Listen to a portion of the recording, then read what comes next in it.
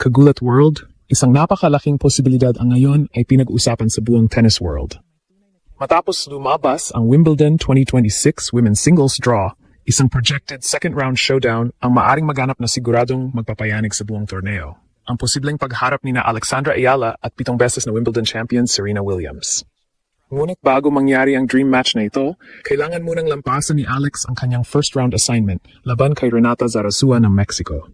Sa kabilang bahagi naman, haharapin ni Serena Williams si Maya Joint ng Australia sa kanyang pagbabalik sa Grand Slam singles sa pamamagitan ng wildcard entry. Kapag parehong nagwagi, isang blockbuster second-round encounter ang naghihintay. Dumating si Alex sa Wimbledon na puno ng kumpiyansa matapos ang napakagandang grass court campaign. Nakapagtala siya ng mga mahalagang panalo laban kina Donna Vekic, Elena Rybakina at Elina Svitolina. Mga tagumpay na nagpatunay na kaya na niyang makipagsabayan sa pinakamahusay sa mundo sa damuhan. Samantala, si Serena Williams ay nananatiling isa sa pinakadakilang pangalan sa kasaysayan ng tennis. Pagamat matagal na siyang hindi naglaro ng Grand Slam singles, ang kanyang pagbabalik ay agad naging sentro ng atensyon ng media at mga fans. Ang kanyang karanasan, mental toughness, at kasaysayan sa Wimbledon ay dahilan kung bakit hindi siya maaring maliitin. Kung matutuloy ang kanilang paghaharap, hindi lamang ito magiging laban ng dalawang magagaling na manlalaro. Ito ay magiging sagupaan ng bagong henerasyon laban sa isa sa pinakadakilang alamat ng tennis. Isang laban na maaring maging isa sa pinakamalalaking kuwento ng Wimbledon 2026. Isang draw pa lamang ng Wimbledon 2026 ang inilabas, pero buong mundo na ang agad na napatingin sa isang napaka-intrigang posibilidad. Kung parehong magtatagumpay sa kanilang opening matches, maaring magharap sa second round ang Filipina rising star na si Alex at ang isa sa pinakadakilang manlalaro sa kasaysayan ng tennis, si Serena Williams. Para sa maraming tennis fans, ito ang isa sa pinakamagandang posibleng kuwento ng torneo. Sa isang panig ay naroon ang 21-year-old na si Alex Ayala, isang batang bituin na patuloy na umaakyat sa pinakamataas na antas ng women's tennis. Sa kabilang panig naman ay si Serena Williams, 7 beses na Wimbledon champion at isa sa pinakamatagumpay na atleta sa kasaysayan ng sport, na muling nagbabalik sa Grand Slam stage sa pamamagitan ng wildcard entry. Ngunit mahalagang tandaan na projected matchup pa lamang ito. Kailangan munang lampasan ni Alex ang kanyang first-round opponent na si Renata Zarazua ng Mexico. Hindi rin magiging madali ang hamon ni Serena laban sa Australian na si Maya Joint. Kapag parehong nagtagumpay, saka pa lamang matutuloy ang inaabangang second-round blockbuster. Napakalaking dahilan ng excitement ang kasalukuyang momentum ni Alex. Sa grass court season pa lamang ay pinakita niyang kaya niyang makipagsabayan sa ilan sa pinakamahusay na manlalaro sa mundo.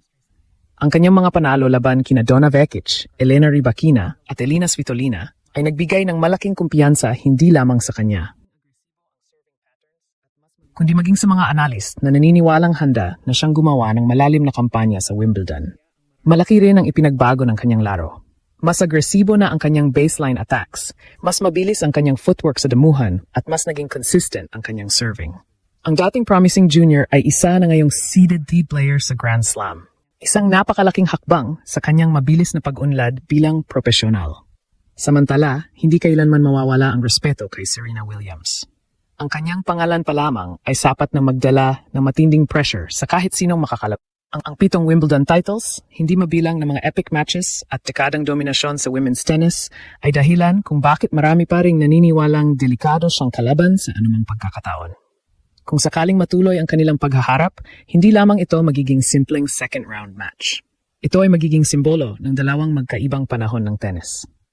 Isang alamat na muling sumusubok gumawa ng kasaysayan at isang batang bituin na gustong patunayan na handa na siya makipagsabayan sa pinakamalalaking pangalan sa mundo.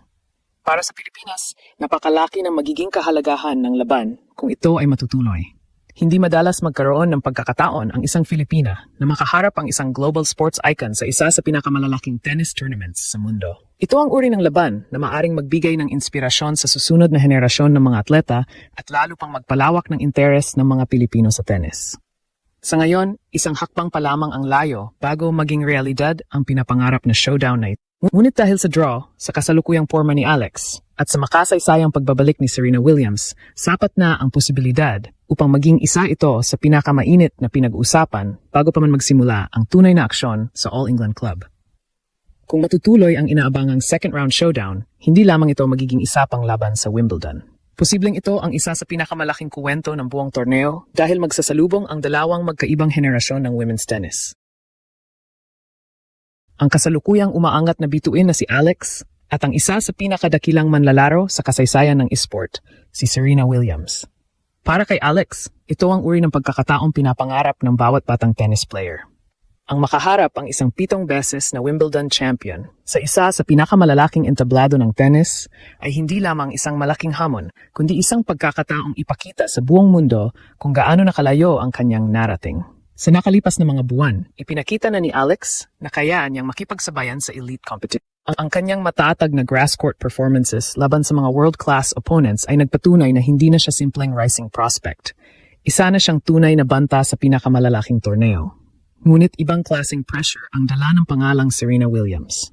Kahit matagal nang hindi naglaro ng Grand Slam singles, nananatiling napakalaki ng kanyang presensya sa court.